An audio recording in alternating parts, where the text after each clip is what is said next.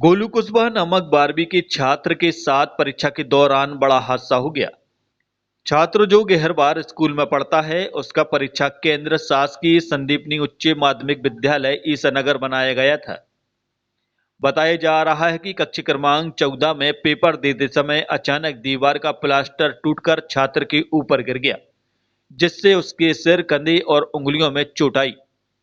छात्र ने गंभीर आरोप लगाते हुए कहा कि परीक्षा केंद्र की कई कक्षाएं जर्जर हालत में हैं और हादसे के बाद भी उसके साथ कोई शिक्षक अस्पताल नहीं गया, जिसके कारण उसे प्राथमिक उपचार कराने में काफी परेशानी का सामना करना पड़ा।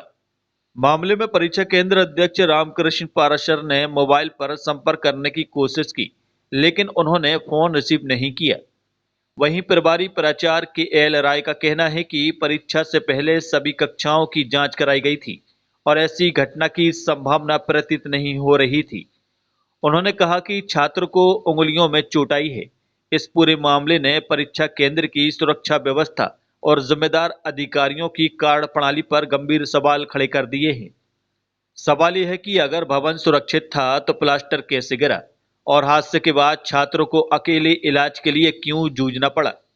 घटना के बाद अभिभावकों में आक्रोश है और जिम्मेदारों पर कार्रवाई की मांग उठने लगी है।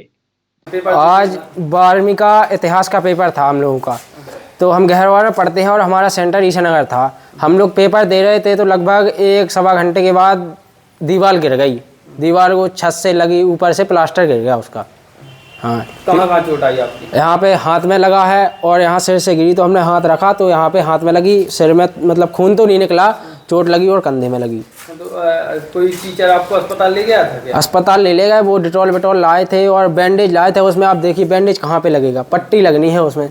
और हम अस्पताल गए तो अस्पताल में उन लोगों ने हमें पूरे अस्पताल के 4 चक्कर लगवाए, लेकिन किसी ने पट्टी नहीं की। वो मैम कह रही यहाँ पे जाओ, सर कह रहे हैं यहाँ पे जाओ। इतना बड़ा अस्पताल है, कम से कम हमें चाहते हैं कि ऐसी जो ये असुविधा हो रही है स्कूल में, इसको सही किया जाए। आज तो हमारे ऊपर गया, हम गिरा, हमें कम लगी, कल किसी और बच्चे के ऊपर गिरे जाए, कोई अनहोनी घटना घट जाए तो उसका जिम्मेदार कौन होगा, आप ही बताइए। संपूर्ण जांच कराई गई थी और ऐसा कहीं नहीं लग रहा था और दीवार और छाप बिल्कुल दुरुस्त थी। पता नहीं कैसे ये गिर गया, थोड़ा छापन गिर गई। कहाँ चोट आई बच्चे की?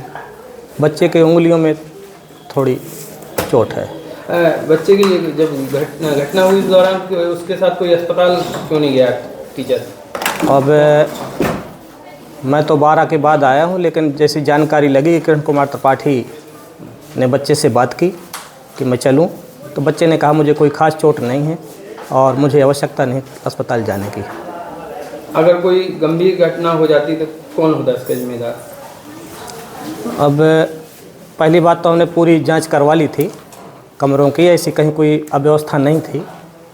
पर अगर कोई संयोग ऐसा बनता तो फिर वो तो ऐसी स्थिति पहली बात तो आती नहीं। और कोई कक्षाएं ऐसी जर्जर स्थिति? नहीं, सारे कमरे अच्छे हैं।